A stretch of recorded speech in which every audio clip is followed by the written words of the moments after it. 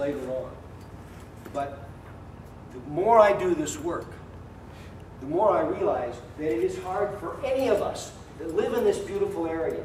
If we or any of our friends spend any time back in the mountains, it's hard for us to not, in some manner, be impacted by an accident of some type in the mountains. A little while later that year, Three Fingers mission. This was another mission that Matt and I were involved in.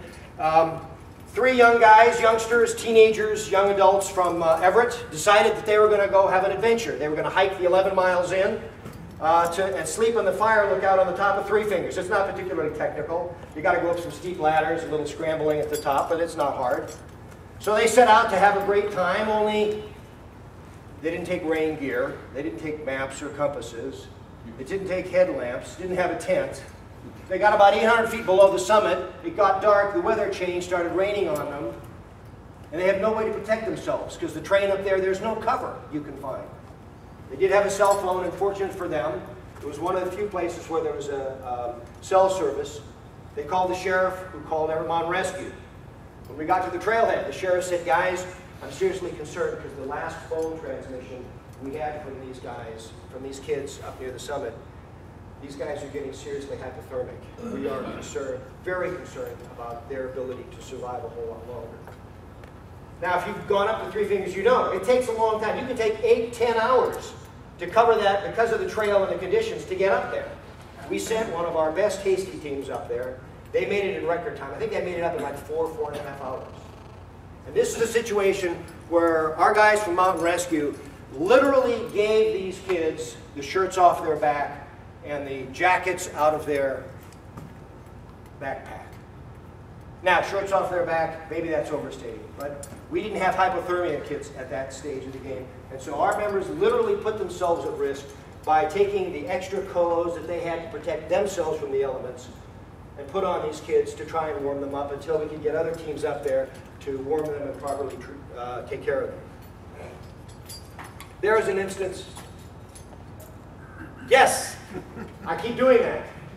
Where, and I honestly am not exaggerating one bit, had not only Everett Mountain Rescue been there, but had we not been there as fast as we were, I'm certain there would have been multiple fatalities that night.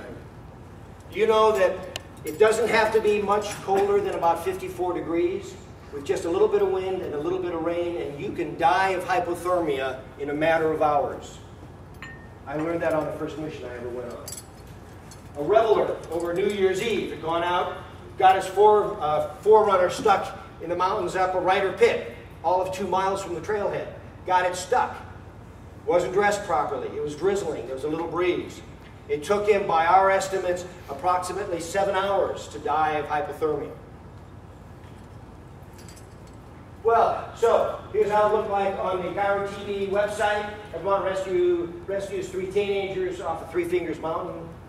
Then exactly a week later, I couldn't believe it. My pager goes off and I thought, you know, this must be a ghost page because it's just like the one we got a week ago. Somebody just below the summit of Three Fingers.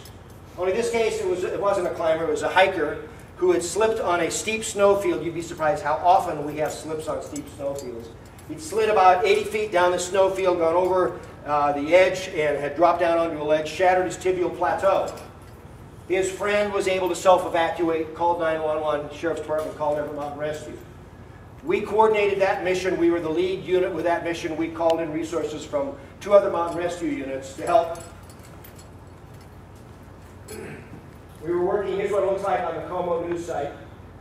We were working kind of right up in that area. You know, I thought this one might be useful to sort of look behind the curtain and see what it looks like in the field.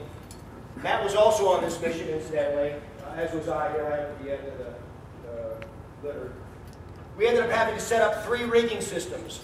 One rigging system to raise the subject up, this very steep snow chute. This is where the snow chute starts to sort of level out. And then another one to lower him down the other side of the ridge to the trail. And then another rigging system I'll show you a picture of to get him across another steep snowfield.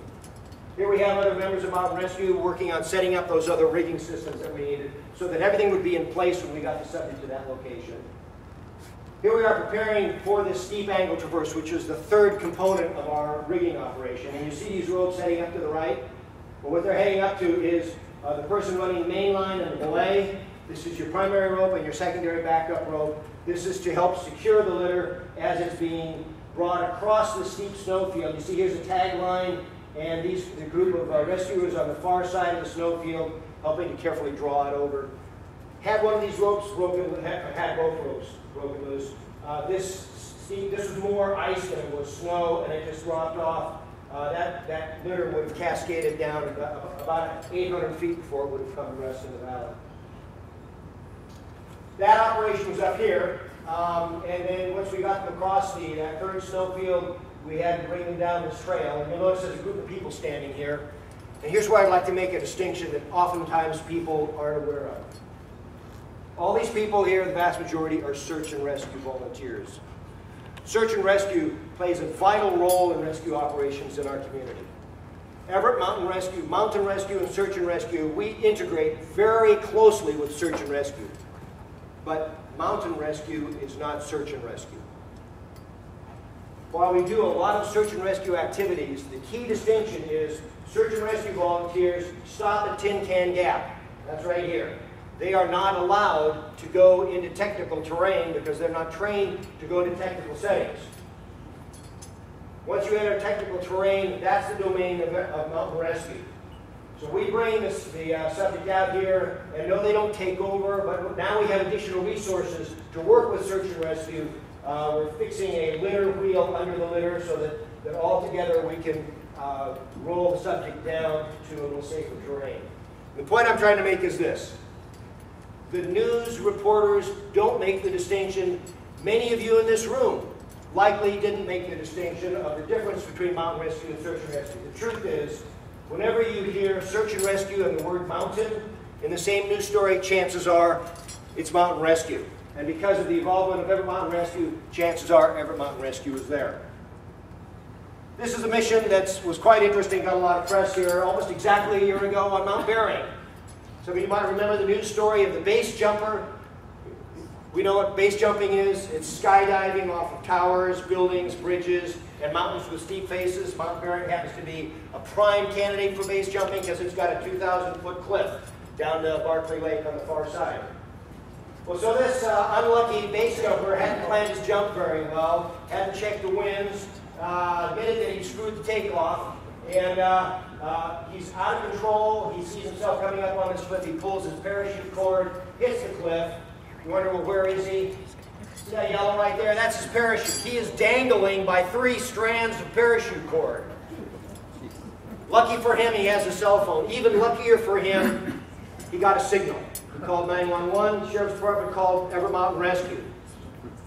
We coordinated with another unit, Mountain Rescue Unit. We worked all night getting ropes and litters and pulleys and medical gear up just on the other side. A couple of shots from now, you'll see on the other side of this peak. You want to know where on Mount Bering this is? If you look at our logo, you see this lesser peak. Well, he was approximately right there, hanging off the cliff. Here we are on the other side, setting up our rigging systems. It's about 7:30 in the morning. This is Oyvind, again, our chair, working the brake rack on the main line. Here we are doing a briefing. I was put in charge of setting up the haul system, which is the system of ropes and pulleys that you use to get the mechanical advantage to raise a person, a subject, and an attendant, and sometimes a litter up over a cliff. You look at the clouds down here, this is a problem we had, because they started coming up the mountain, and the helicopter set that was parked a couple miles away on a mountaintop said, guys, you got about 35 minutes.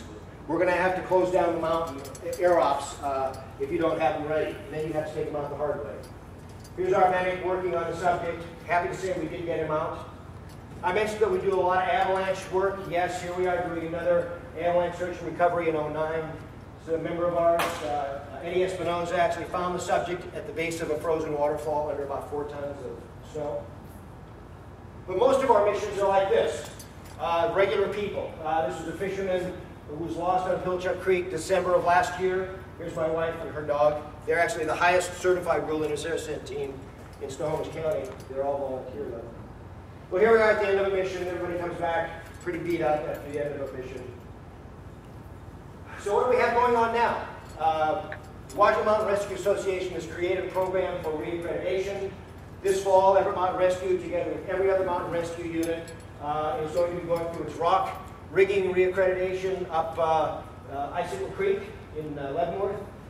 Next spring, we'll be doing snow and snow rigging, avalanche search reaccreditation, and the summer after that, we'll be doing wilderness search and rescue.